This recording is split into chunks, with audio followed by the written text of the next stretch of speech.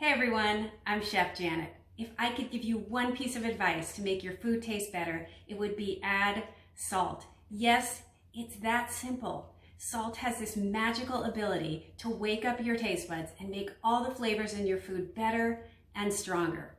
Let's take a look at some of the different types of salt you can use.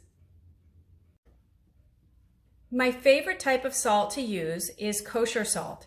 It's a coarser grain that's easy to pinch between your fingers and sprinkle over your food. The different brands do vary quite a bit, so you'll have to get used to the salt level that your brand adds to your food.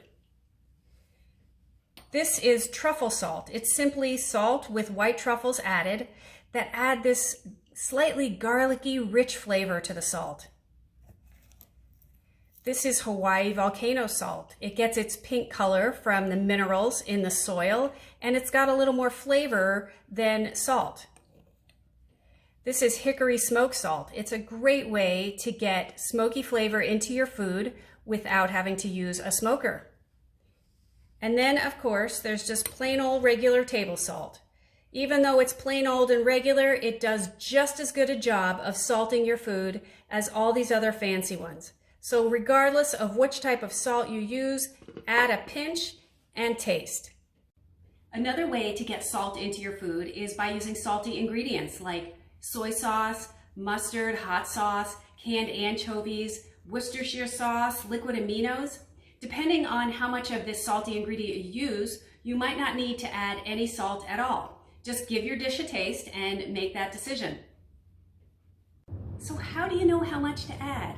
It's not about making your food super salty. It's about adding just the right amount that's going to wake up your taste buds. Let's start with proteins. Chicken, fish, beef, tofu, pork, lamb, all of these need to be salted before you cook them. How much salt you add will depend on the size and thickness of whatever it is.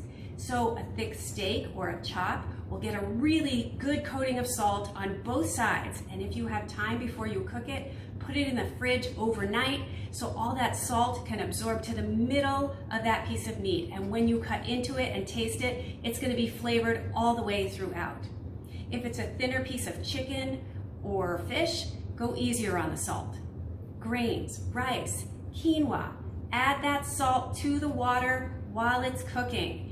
You want your rice and your grains to absorb that salt in the water so it's flavored all the way to the middle. Pasta, salty water like the sea. Yup, seriously, I know it sounds crazy, but your pasta is only going to absorb some of that water. So you make it salty like the sea and your pasta will be perfectly seasoned. Vegetables. Nothing makes me more crazy than ordering steamed broccoli at a restaurant and it comes back with no seasoning. Season your veggies.